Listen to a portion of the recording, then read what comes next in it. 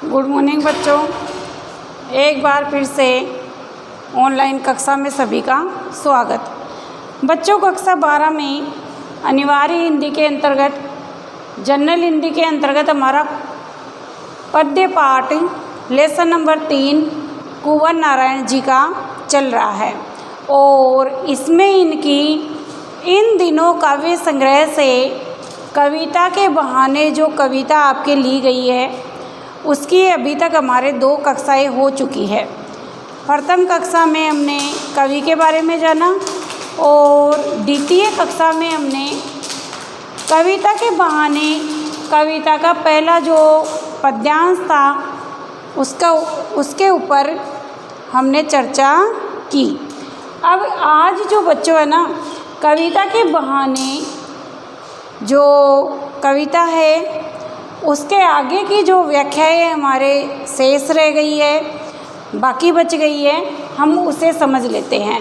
तो आज की कक्षा के साथ ही हमारे कुंवर नारायण लेसन नंबर 3 से इन दिनों काव्य संग्रह से ली गई कविता के बहाने कविता समाप्त हो जाएगी, पूरी हो जाएगी और इसके बाद में हम इनकी बात सीधी कविता अगले भाग में अध्ययन करेंगे। तो बच्चों, कविता के बहाने जो इन दिनों काव्य संग्रह से ली गई है, इसका पद पष्ट हमने कल रीड कर लिया था, उसका अध्ययन कर लिया था। पद संख्या 2 और पद संख्या 3 आज की कक्षा में हम समझेंगे। पद संख्या 1 के अंतर्गत हमने कवि के बारे में और 2 में हमने यह देखा कि कवि ने प्रकृति का मानवीकरण करते हुए, प्रकृति के ऊपर मानवीय क्रिया प्रतिक्रियाओं का आरोप करते हुए, प्राकृतिक उपादानों का प्रयोग करते हुए, जैसे कि चिड़िया है, प्राकृतिक सौंदर्य है, फूलों का खिलना और मुरझाना है, बच्चों की गतिविधियां है, इन सब को लेते हुए अपनी बात कही है। कविता के अस्तित्व, वजूद के या महत्व को हमें समझाने का प्रयास किया है। तो पद संख्या प्रथम के अंतर्गत कवि ने हमें कहा कि कविता एक उड़ान है चिड़िया के बहाने, इस घर उस घर उड़ने के जो मायने हैं, मायने का अर्थ है महत्व, कविता क्या जाने। तो प्रथम के अंतर्गत कवि ने चिड़िया का रूपक का प्रयोग किया। द्वितीय पद्यांश में कवि बच्चों फूलों का रूपक लेके, या हम कह सकते हैं फूलों के माध्यम से कविता के अस्तित्व पर प्रकाश डाल रहा है। और तीसरे पद्यांश में वो बच्चों के बहाने, बच्चे जो होते हैं बिना किसी भेदभाव के, अपने पराये का भेद किए बिना स्वच्छंद रूप से मिलजुल करके प्रेम से खेलते हैं, उसके माध्यम से कविता का महत्व समझाना चाह रहा है। तो प्रथम पद्यांश में हमने अच्छी तरीके से समझ लिया था कि चिड़िया जो एक पक्षी है वो अनंत आकाश में उड़ता है, आकाश में स्वच्छंद विचरण करती है, लेकिन उसकी भी एक सीमा है। वो प्रातःकाल अपने बच्चों के लिए भोजन लाने के लिए जाती है, लेकिन सायकाल होने से पूर्व है उसे बच्चों की याद आ जाती है, तो वो वापस लौटकर अपने घर आ जाती है, अर्थात घोंसले में आ जाती है। तो इस प्रकार उसकी सीमा है, उस पर समय की पाबंदी है। लेकिन कविता जो है वो चिड़िया से भी ज़्यादा महत्वशाली है, महत्वपूर्ण है। उसका जो अस्तित्व है, वजूद है, वो भूतकाल में भी था, वर्तमान में भी है और भविष्य काल में भी रहता है।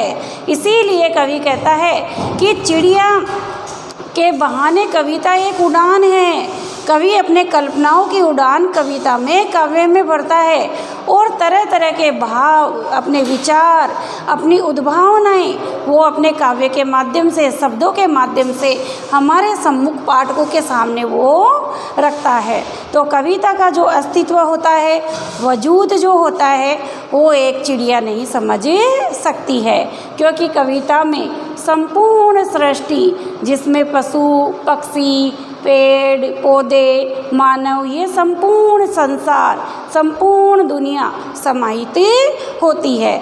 इसीलिए कवि कहता है कि चाहे चिड़िया हो, चाहे फूल हो, चाहे बच्चे हो, तीनों से ज़्यादा महत्व कविता का होता है। तो बच्चों, प्रथम पद्यांश के बाद में आज की कक्षा में हम द्वितीय और तृतीय पद्यांश समझेंगे। कवि कह रहा है, कविता एक खिलना है फूलों के बहाने। कविता का खिलना भला फूल क्या जाने, बाहर भीतर इस घर उस घर बिना मुरझाए महकने के माने, फूल क्या जाने। अब बच्चों, इसमें काठिन्य निवारण विशेष नहीं है, सरल सहज भाषा का प्रयोग है, और जहाँ भाषा सरल सहज होती है वहाँ पर काव्य का तात्पर्य, कविता का तात्पर्य स्वयं ही निकल करके सामने आ जाता है। बस एक शब्द, मान्य शब्द जो आया है वो मैं बता देती हूँ। इसका अर्थ होता है मायना, और इसका कविता के पाठ के संदर्भ में अर्थ लेंगे वजूद या महत्व, या हम कह सकते हैं अस्तित्व। तो कवि द्वितीय पद्यांश में प्रकृति का मानवीकरण करते हुए, कि प्रकृति के ऊपर मानवीय क्रियाओं का, प्रतिक्रियाओं का आरोप करते हुए फूलों के माध्यम से कविता के महत्व को समझा रहा है। फूलों से अधिक महत्व कविता को दे रहा है और बताना चाह रहा है, कविता एक खिलना है फूलों के बहाने, कि कविता भी एक फूल की भांति है, एक पुष्प की भांति है। जिस प्रकार घरों के अंदर पौधे लगे हुए होते हैं और प्रातःकाल वो खिलते हैं, लेकिन फूल खिलते हैं, उनके खिलने की एक सीमा होती है, समय सीमा होती है, क्योंकि वो खिलकर मुरझा जाते हैं। लेकिन कविता एक ऐसा फूल है जो कभी मुरझाता नहीं है। इसीलिए कवि कहता है, कविता का खिलना भला फूल क्या जाने, कि कविता का या कविता रूपी फूल जो खिलता है, कवि जो काव्य सर्जन करता है, काव्य की रचना करता है, उसका महत्व है ये जो फूल होते हैं ये भी नहीं जानते हैं। बाहर भीतर इस घर उस घर बिना मुरझाए महकने के मायने, अर्थात महत्व फूल क्या जाने। तो कवि कहना चाह रहा है कि घर के बाहर भीतर, चाहे उद्यान हो अर्थात गार्डन हो या घर हो, जहाँ भी पौधे लगे होते हैं वहाँ सुंदर सुंदर विभिन्न रंगों के तरह तरह के फूल खिलते हैं, लेकिन वो खिलकर पुनः मुरझा जाते हैं। उनके खिलने की और मुरझाने की एक सीमा होती है। लेकिन कविता तो ऐसा फूल है जो खिलता है लेकिन मुरझाता नहीं है, क्योंकि कविता पहले भी लिखी जा रही थी, लिखी जा रही है और आगे भी लिखी जा रही रहेगी। तो इसका संबंध भूत, वर्तमान और भविष्य तीनों से है, और यह एक बार लिख दी जाती है तो इसे कभी भी कोई भी कभी भी इसका अध्ययन कर सकता है। जबकि फूलों का ऐसा नहीं है, फूल खिलकर मुरझा जाते हैं, जबकि कविता रूपी फूल कभी नहीं मुरझाता है। उसका अस्तित्व है, उसका वजूद, उसका महत्व हर समय विद्यमान रहता है। तो हम कह सकते हैं कि कवि जो है कविता के वजूद को फूलों से अधिक महत्व दे रहा है। इसीलिए बच्चों, कवि कहता है कि बिना मुरझाए महकने के मायने फूल क्या जाने, कि फूल तो मुरझा जाते हैं लेकिन कविता तो ऐसा फूल है जो कभी नहीं मुरझाता है। इसीलिए ये प्रकृति के जो फूल है वो कविता के महत्व को कभी नहीं समझ सकते हैं। तो ये हमारा द्वितीय पद्यांश हुआ। अब इसके बाद में हम पद संख्या 3 लेते हैं। तो पद संख्या प्रथम और द्वितीय की तरह ही ऐसे ही भाव व विचार में इसमें देखने को मिलेंगे। कवि कहता है, कविता एक खेल है बच्चों के बहाने, बाहर भीतर इस घर उस घर सब घर एक कर देने के मायने बच्चा ही जाने। अब देखो बच्चों, कवि ने पहले पक्षियों को लिया, फिर फूलों को लिया, पक्षियों में चिड़िया को, और फिर फूलों को लिया, फिर इसके बाद में वो मनुष्य को, अर्थात मनुष्य में वो बच्चों को ले रहा है, बालकों को ले रहा है, और बालकों के माध्यम से, बच्चों के माध्यम से अपने मनोभाव को व्यक्त कर रहा है। कवि कहता है, कविता एक खेल है बच्चों के बहाने। जिस प्रकार बच्चे घर से बाहर आ जाते हैं, तरह तरह के बहाने बनाते हैं, और घर से बाहर आकर वो ग्रुप बनाते हैं, समूह बनाते हैं, इकट्ठा होते हैं और तरह तरह के खेल खेलते हैं, ठीक उसी प्रकार कविता एक खेल है बच्चों के बहाने।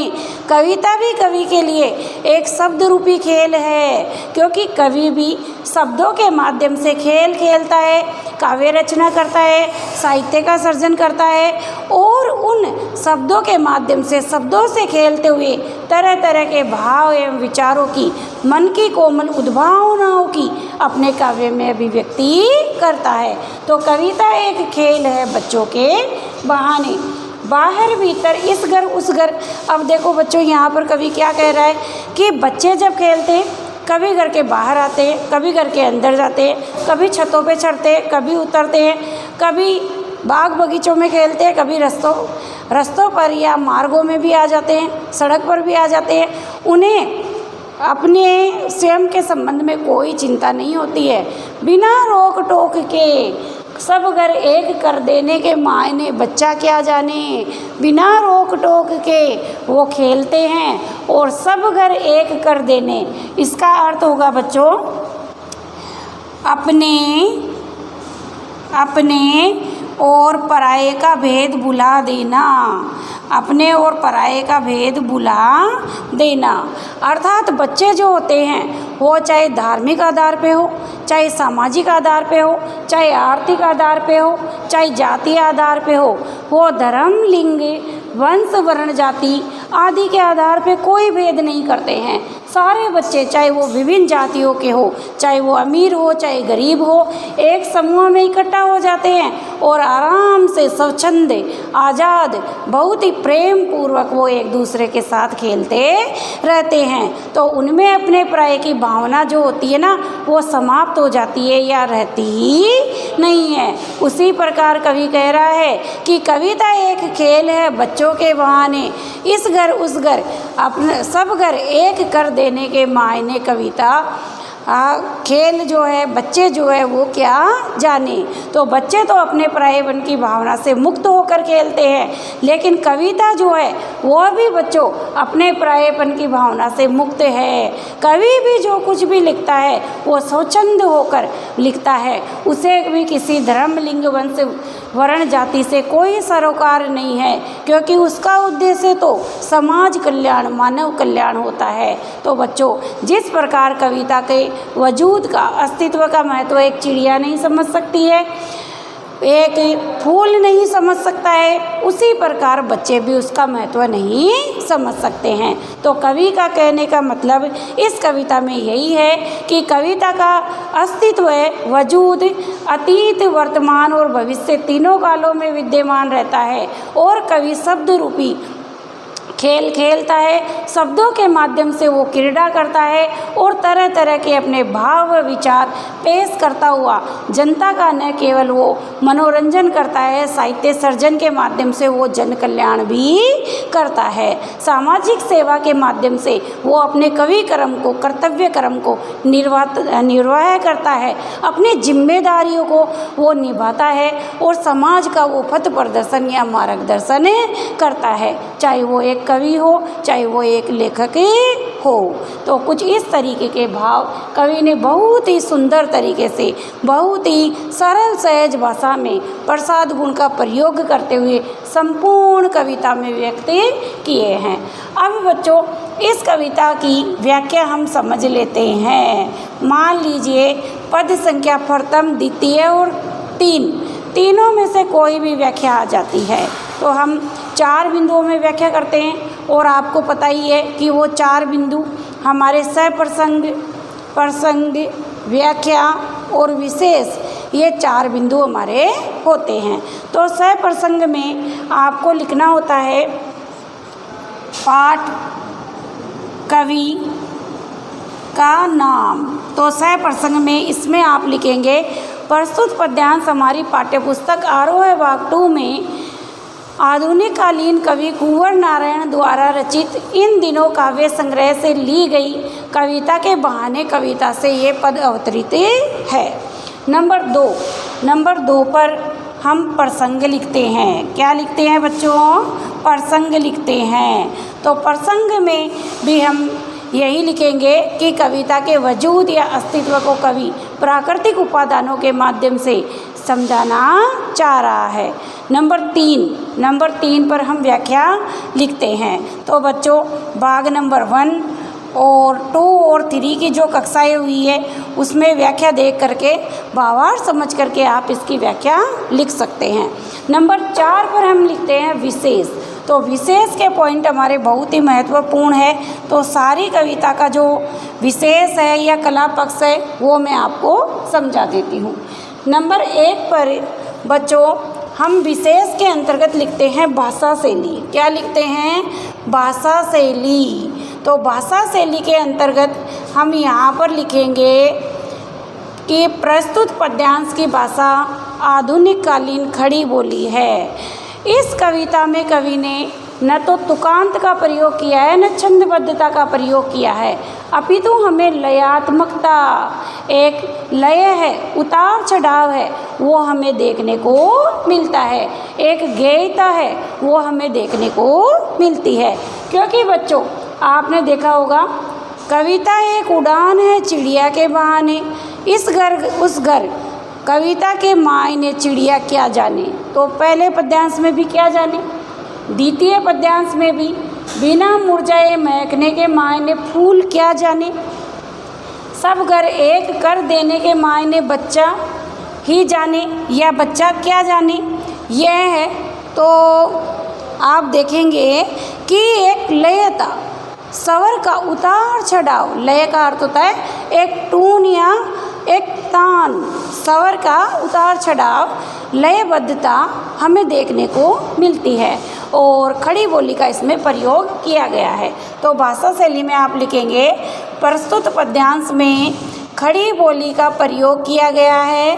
साथ ही भाषा शैली में हमें लयात्मकता देखने को या गेयात्मकता देखने को मिलती है। नंबर 2 पर हम लिखते हैं बच्चों रस योजना या अलंकार योजना।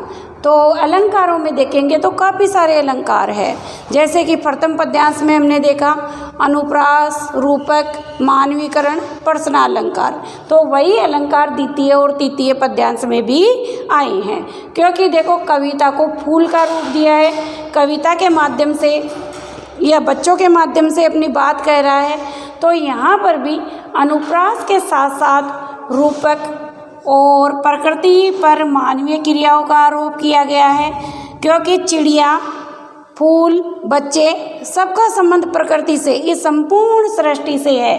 तो अनुप्रास के साथ साथ यहाँ पर रूपक, मानवीकरण अलंकारों का प्रयोग हमें देखने को मिलता है। और जहाँ पर प्रथम, द्वितीय और तृतीय पद्यांश समाप्त हो रहे हैं वहाँ पे प्रश्नसूचक चिन्ह लगा हुआ है। क्या शब्द आया है? तो यहाँ पर हमें प्रश्नालंकार भी देखने को मिल रहा है, अर्थात कवि हमें से पूछ रहा है। तो यहाँ पर हमें प्रश्नालंकार देखने को मिलता है। अब बात करें हम गुण की, तो बच्चों गुण की बात करें तो गुण में हमें यहाँ पर प्रसाद गुण देखने को मिलता है। जब हमने पूरी कविता को देखा तो काठिन्य निवारण हमें इसमें ज़्यादा देखने को नहीं मिला, कठिन शब्द बिल्कुल भी नहीं थे। जैसा कि अगर हम जयशंकर प्रसाद की रचना देखें या हम जायसी की रचना देखें या हम फिर सुमित्रानंद पंत की रचना देखें तो हमें काठिन्य निवारण मिलेगा। लेकिन इनकी जो भाषा शैली है वो सरल सहज है, और जहाँ पर भाषा सरल सहज होती है कविता को अध्ययन करते ही, रीड करते ही उसका अर्थ समझ में आ जाता है, वहाँ काव्य का प्रसाद गुण हमें देखने को मिलता है। तो यहाँ पर हमें प्रसाद गुण का प्रयोग देखने को मिला है। अब हम बात करते हैं यहाँ पर प्राकृतिक सौंदर्य की। तो आप इसमें लिख सकते हैं प्रकृति का सौंदर्य या प्राकृतिक उपादानों में कवि ने चिड़िया, फूल, बच्चे आदि का प्रयोग किया है और प्राकृतिक सौंदर्य की भी सुंदर अभिव्यक्ति की है। साथ ही साथ में आप 5 पॉइंट के बाद में 6वां पॉइंट जो हमें लिखना होता है वो यही लिखना है कि प्रस्तुत पद्यांश में कवि ने प्राकृतिक उपादानों का प्रयोग करते हुए बहुत ही सुंदर, सटीक और सारगर्भित तरीके से अपने मनोभाव की अभिव्यक्ति दी है। कविता का वजूद, उसका महत्व जो इस संसार में है उसे हमें बताने का प्रयास किया है। तो बच्चों, आज की जो हमारी वीडियो कक्षा हुई है इसे आप देखते हुए कुंवर नारायण पाठ नंबर 3 से लेसन नंबर 3 से प्रथम, द्वितीय और तृतीय तीनों कक्षाओं को देखते हुए कवि परिचय और सप्रसंग व्याख्याएं अपनी हिंदी की उत्तर पुस्तिका में जनरल हिंदी में आप तैयार करेंगे।